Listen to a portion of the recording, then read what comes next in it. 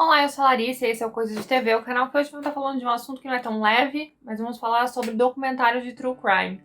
A Globo começou com o caso Evandro, a Netflix veio atrás com o documentário da Elise Matsunaga, a série documental. E eu vou comentar um pouco sobre essa série da Netflix, da Elise, e no fim vou falar um pouquinho sobre o episódio extra do caso Evandro. Vocês pediram e eu acho que no fim tem algum ponto de contato entre os dois aí, então...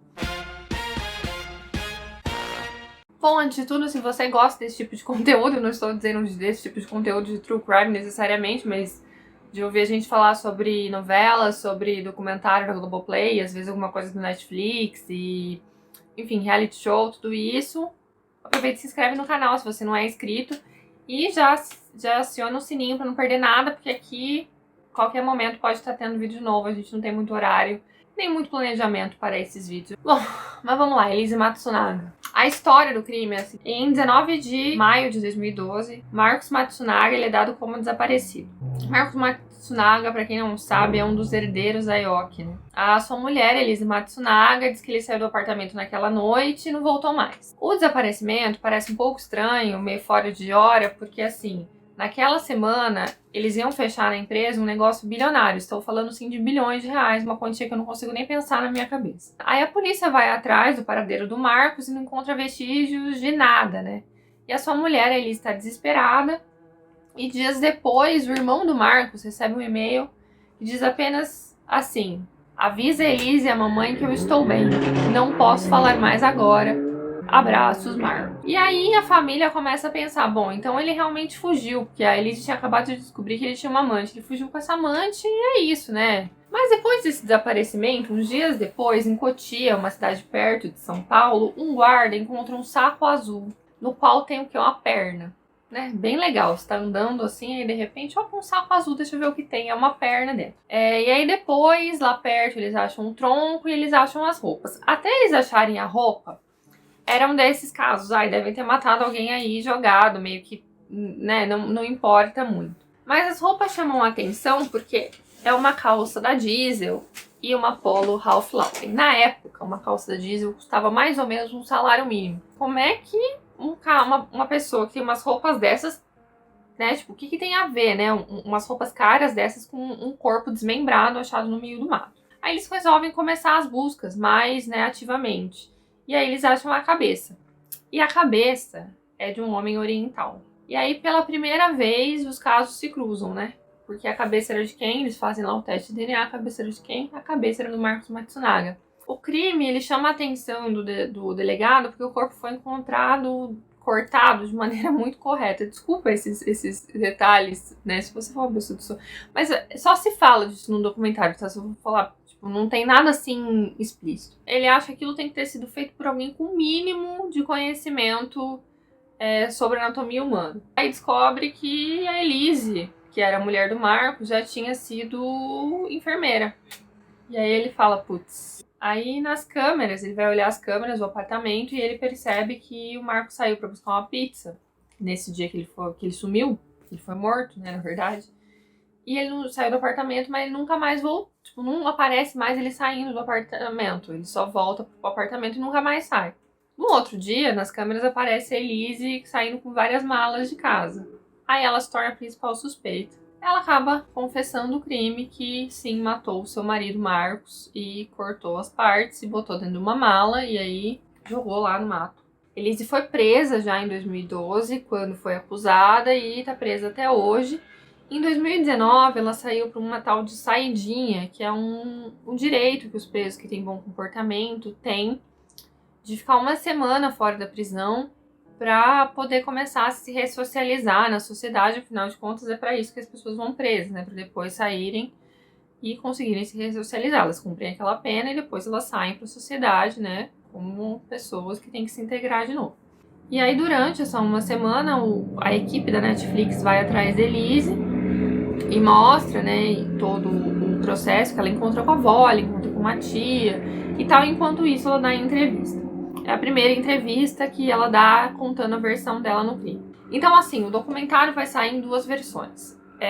Vai ter duas versões. A versão da Elise e a versão da acusação. Então, você vai ver a Elise contando tudo que motivou ela a matar o marido, e você vai ver a versão da acusação. Então, a versão da acusação diz que foi um crime premeditado, gerado por vingança e por interesse. Porque a Elise tinha acabado de descobrir que o Marcos tinha uma amante e estava traindo ela. Aí ela teria se vingado, mas junto com isso seria um momento oportuno, porque a empresa ia fechar um negócio bilionário.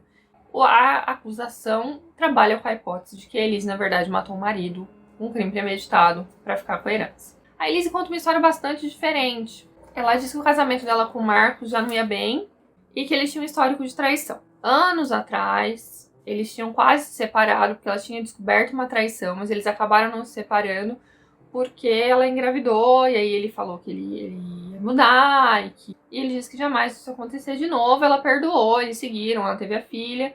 E aí, um tempo depois do nascimento da filha, em 2012, ela começa a desconfiar que ele tá traindo ela de novo. Aí a família da Elise é do Paraná, de uma cidade chamada Chopinzinho, e ela resolve que vai visitar a família, fala que a avó dela não tá muito bem, não tava muito bem mesmo de saúde. No meio tempo que ela vai pro Paraná, ela contrata um detetive pra ver o que o Marcos faria enquanto ela tá fora.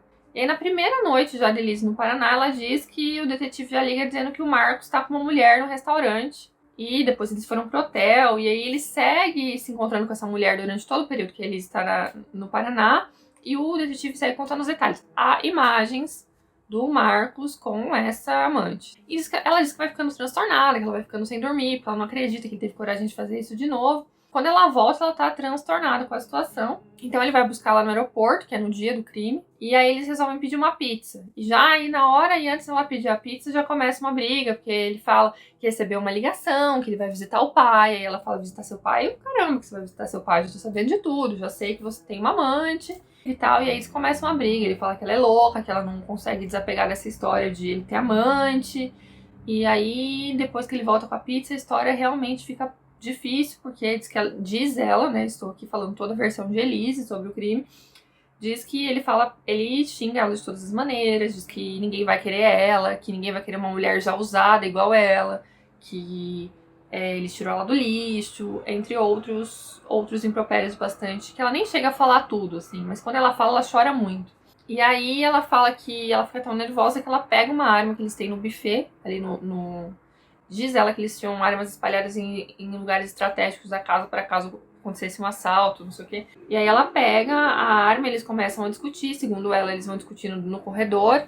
E aí uma dada hora ela vai e atira nele, o tiro pega na cabeça, ele morre na hora. E aí a única solução que ela pensa é cortar os membros e botar numa mala. E aí sumir com eles pra algum lugar que ela ainda não sabia muito bem. Mas assim, ela contando a história, ela chora horrores, e aí você se convence bastante. No começo eu falei, putz, né, essa mulher foi movida completamente por vingança mesmo. O cara foi um escroto com ela perdeu a paciência, chegou uma hora que aconteceu, virou um gatilho na cabeça dela, ela foi lá e atirou no marido. Mas tem reviravoltas. Aí aqui eu vou começar com bastante spoiler já, porque essa história aqui, se você for no Google, você já entendeu, já viu, já sabe e tal. Você nunca viu a Elise contando, mas ela conta essa versão também, é a versão da defesa, então, né? As reviravoltas é que durante o documentário, a gente descobre algumas coisas. A primeira é que o Marcos conheceu a Elise quando ela era garota de programa. Eles se conheceram num site de garotas de programa. E aí ele decidiu casar com ela, e aí, assim, essa descoberta serve para duas coisas. Uma, pra você entender da onde vem todo esse tipo de xingamento que ela fala que vem, que ele fala que ele fala que tirou ela do lixo, que ninguém vai querer ela por causa do passado dela. A gente descobre que esse passado é de fato que ela se prostituía. Essa serve serve pra gente descobrir isso, mas serve também pra acusação começar a desqualificar ela. Porque se ela era uma garota de programa, isso não sou eu que estou dizendo, são coisas que os promotores dizem, eu acho extremamente machista, inclusive isso, mas assim, eles falam, se ela era uma garota de programa, é óbvio que ela só estava querendo se aproveitar dele, então é claro que ela matou por dinheiro, né? E a gente sabe que a gente vive de uma sociedade extremamente machista, é uma sociedade muito também moralista. Então, a partir do momento que eles colocam que a Elise era uma garota de programa, ela fica bastante desqualificada perante o júri e perante a opinião pública. Em uma dada hora, ali, quase todo mundo que viu a história tinha certeza que ela tinha matado porque ela entrou num momento de loucura e, tipo, ficou muito, né, assustada e transtornada. Depois que começam a colocar que ela é uma garota de programa, a opinião pública também começa a ter dúvidas sobre o caráter dela, porque realmente a gente veio de uma sociedade bastante machista e bastante moralista. Outra coisa que a gente descobre é que eles tinham o costume de caçar. E aí eu acho que as coisas começam a fazer muito sentido. Eles caçavam bichos, assim, tipo, iam pra lugares fazer caçada, tipo, caçar viado, enfim, pacas, esses bichos enormes. E aí era ela que tirava a pele, que cortava, que pegava a carne e tal, e não sei o quê. Então aí a gente vê que da onde que talvez, nem só como enfermeira, eu acho que na verdade ser enfermeira nem faria muito sentido, porque ela só olhava no máximo no centro cirúrgico, mas o fato de desmembrar coisas, eu acho que esse expertise vem da caça. E aí eu acho que fica também muito claro. Aí a gente descobre que eles tinham mais de 30 armas em casa, né? Uma coisa assim que começa a fazer muito sentido também da onde que ela arrumou a arma, por que ela sabia atirar. Foi ele que levou ela para as aulas de tiro, foi com ele que ela aprendeu e tudo mais. A defesa tem um álibi, quer dizer, a defesa tem uma história muito boa, que é essa mulher que mata por vingança, né? Que mata quase que por legítima defesa, porque eles vão colocando o Marcos como uma pessoa abusiva e, enfim, a opinião pública tá muito acreditando na Elise, né, nisso. Só que depois que ela é colocada como garota de programa, dá uma mudada, e aí depois tem uma segunda suspeita que dá uma reviravolta no caso, que é o crime, que é o fato do crime talvez não tenha acontecido do modo que a Elise contou. Porque ela fala que eles estão brigando e que eles estão no corredor e ela diz que atira numa distância de mais ou menos 1,5 m. E aí, assim, a bala entra meio que assim, nessa trajetória. Então ela teria que ter atirado por cima. E aí os peritos chegam à conclusão que se ela tivesse atirado de frente, ela não conseguiria. Como ela é mais baixa que o Marcos, ela não conseguiria ter atirado de assim. Cogitam a hipótese de que quando ele foi pegar a pizza, ela já estava esperando atrás da porta, ele chegou, ele não teve possibilidade de defesa, então ela já atirou direto na cabeça dele. A defesa faz uma reconstituição lá e mostra que mesmo que ela tivesse no corredor, teria como ele ter abaixado e ela com uma distância que ela não lembra, mas uma distância um pouco mais curta, teria atirado nele e acontecido a mesma coisa. Enfim, aí fica aquela coisa assim, meio, né? E aí também tem uma suspeita de que quando ela começou a cortar, ele ainda estava vivo, porque tem muito sangue nos pulmões e tal. E aí, nossa, é difícil, né? Tô contando uns pormenores complicados aqui. Mas essa hipótese acaba caindo acaba caindo por terra muito rápido, porque a partir do momento que ela tirou, ele teve morte cerebral. Então, o lance da morte cerebral é um consenso na medicina. A partir do momento que a pessoa teve morte cerebral, ela já não tá mais consciente. Então, quer dizer, não faz muito, mesmo que os órgãos continuem funcionando, porque continuam, e é por isso que a gente tem a possibilidade do transplante, não faria muita diferença, né? Outra reviravolta que a gente tem no caso, e aí ruim pro Marcos, que diz que ele continuava saindo com prostituta durante todo o casamento. E aí ele tinha até uma conta num fórum, essa parte é bem complicada, em que ele ranqueava as garotas e tal. Dava nota e, com essa eu sairia de novo, com essa eu largaria a minha família, esse tipo de coisa. Inclusive a amante dele era uma garota de programa. E aí agora, né, vamos falar do documentário agora, que eu já contei toda a história e tal. E aí, quem matou? Quem tá certo? Eu acho que o documentário ele te dá umas pistas estranhas pra que você também não... Porque a Elise fala de um jeito que é bastante convincente e ela chora bastante em determinadas partes. Então, assim, pra acreditar nela é fácil, mas o documentário dá umas pistas, assim, meio estranhas, uns easter eggs pro público. Que ela fala que ela é fã de Caravaggio, mostra uns quadros pesados, assim, né? Tipo, que tem a ver com a temática da morte e tal. Quando ela fala da caça do veado, ela fala isso com uma satisfação tanto estranha. Que ela fala, e tal, a gente cortou e tirou a carne de veado com ervas, é realmente um prato delicioso. E ela fala de um jeito que você fica, senhora, isso não é de bom tom falar. Também ela dá uma risadinha quando ela fala assim, ela vai explicando que o Marcos tem uma coisa, né, fala dela muito... Acho muito estranho que ela gosta de caçar, porque nenhuma mulher que ele tinha conhecido gostava de caçar, nem gostava que ele caçasse, quanto mais gostaria de caçar com ele. E ela fala, pois é, mas eu gostava. E ela dá um sorrisinho assim, um pouco assim, né? Outra coisa é que a gente fala que às vezes a ficção é mais absurda que a vida e nem sempre. Porque tem 3 personagens nesse documentário que se falassem que é da novela do Aguinaldo, eu acreditaria. Que é o reverendo, tem um reverendo que era tipo assim, um guru espiritual do casal. E é um cara super excêntrico, uma dada hora ele até fala que, nossa, o casamento dele estava muito difícil. Isso no primeiro episódio. Um dia eu fui lá tentar benzer a casa, eu tinha um pequeno aspersor de água benta, e a água benta não deu nem pra metade do apartamento, porque eles estavam, realmente a energia ela estava muito pesada e tal. A gente tem um médico legista, que é um cara que tá, tipo, com uma barbona, um cabelo branco, assim, parece muito personagem de novela absurdo, você falar, Valsir, não existe uma pessoa dessa. E aí ele fala, uma dada hora, ele tá falando com a entrevistadora e fala assim, as pessoas, elas são mais bonitas por dentro. Aí a moça falou, como assim? Ele não é um referencial de beleza. Ele quer dizer que, tipo, as vísceras das pessoas são mais bonitas do que a pessoa, né?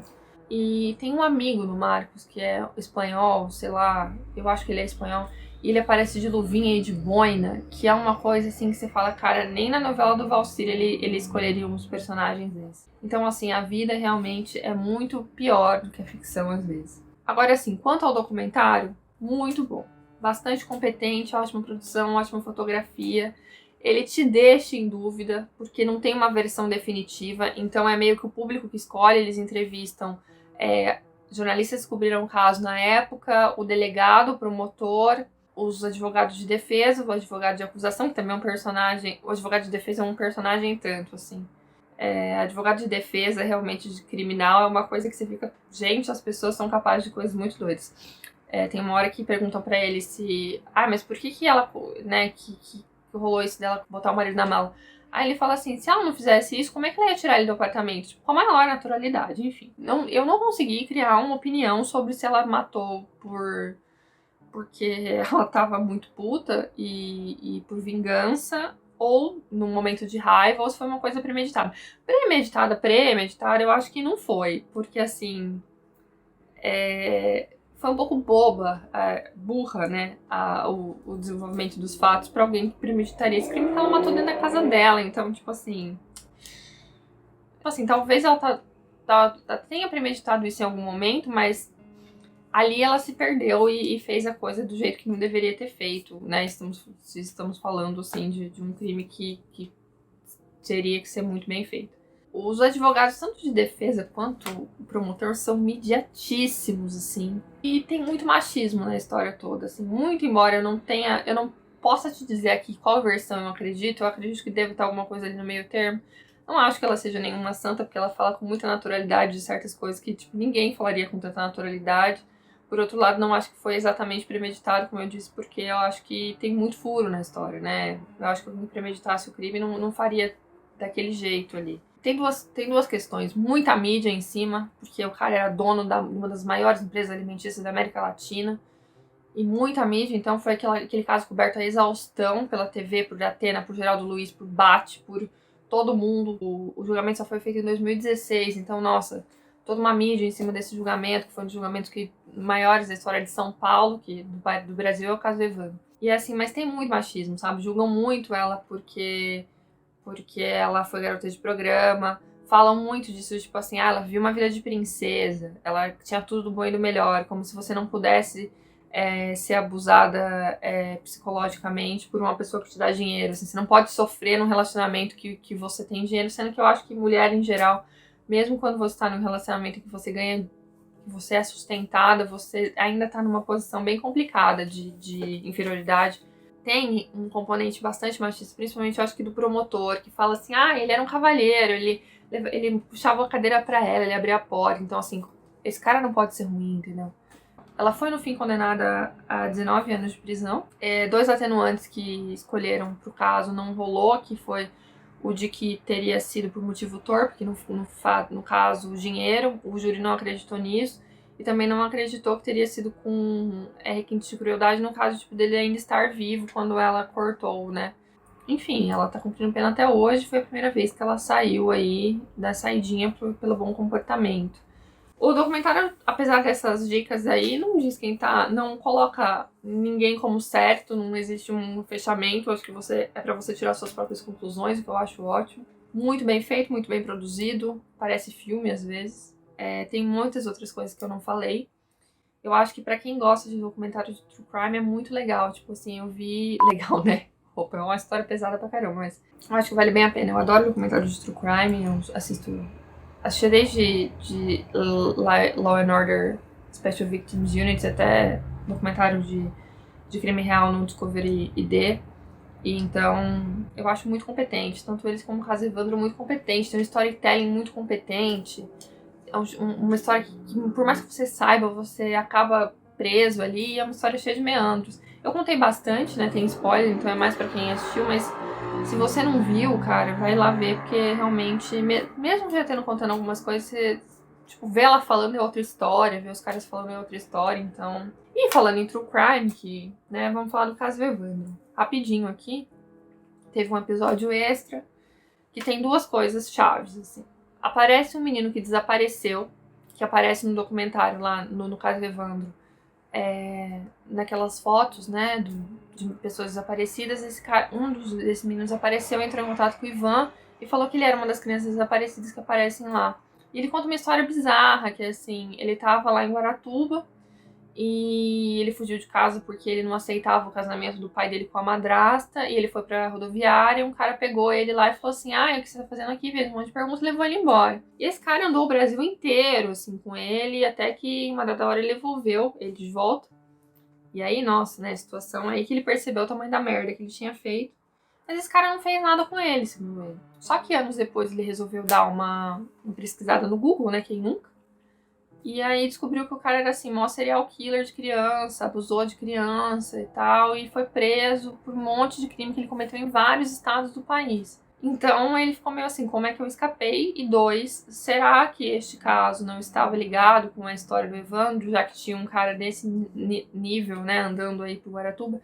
Que ele tinha até um caderno em que ele anotava as crianças. Além disso, tem também uma história de uma outra criança que conta que naquela mesma época ele lembra de ter fugido de um cativeiro onde tinham outras crianças, então acaba corroborando com a ideia de que existia alguém ali que provavelmente talvez aquelas, né, Leandro e Evandro tenham sumido talvez nas mãos de um serial killer ou de uma pessoa que, né, que fazia já isso com crianças e tal, e que na verdade toda essa história que inventaram das bruxas serviu apenas para que uma pessoa que podia ter sido pega com uma investigação séria tivesse continuado aí solta e talvez fazendo mal para outras pessoas, inclusive para outras crianças, o que é muito triste de você pensar. Mas a parte mais interessante do documentário é que a gente finalmente tem uma entrevista com o Oswaldo Marceneiro, que é um das peças-chave do caso Evandro. Finalmente resolve falar, porque ele viveu escondido durante esse tempo todo por medo de represálias, tanto que ele sofreu perseguição por causa do sobrenome, por causa desse caso, quanto que ele teve que se esconder o sobrenome. Ele conta também um pouco do que ele sofreu na prisão, e é uma história, assim, pesadíssima, de que ele ficou sem comer, sem tomar banho, ficou muito tempo na solitária, e, enfim, uma situação, assim, que você vê o quanto que uma investigação mal feita sobre um crime é capaz de acabar com a vida de uma pessoa. Por que eu coloquei as duas coisas juntas? Porque eu acho que a gente vê nos dois casos, embora Elise seja, sim, culpada e tivesse que ser julgada do modo como foi julgada, eu acho que a justiça ainda peca. Duas coisas ainda pecam muito aqui no Brasil. A justiça por levar em conta coisas que não têm a ver, às vezes, com o caso, como, por exemplo, o fato da Elise ter sido garota de programa. Tipo, a gente ainda é colocado com um monte de preconceito e um monte de coisas pré-concebidas na nossa cabeça que como sociedade, que acabam colocando coisas que não importam. O preconceito, por exemplo, contra religiões de matriz africana acabou fazendo com que o caso do Evandro tivesse o desfecho que teve, né? E algumas coisas pelas quais a Elise é julgada também não são exatamente as coisas pelas quais ela deveria ser julgada. Ela tem que ser julgada pelo crime que ela cometeu. A vida pregressa dela não me interessa em nada. E eu acho que às vezes a gente escolhe as coisas erradas para julgar. E isso acontece tanto no documentário do caso Evandro, como no documentário da Elise. E a mídia, eu acho que isso aí é a parte mais importante, tem um papel fundamental na projeção de um caso. Se esse caso da Elise tivesse acontecido numa casa qualquer aí e não fosse o dono da IOC, esse caso não teria nem sido comentado direito. Como foi uma pessoa muito poderosa, vira uma coisa em cima ali, que tipo, e uma sanha do punitivismo que a gente tem no Brasil, de que, nossa, não sei o quê.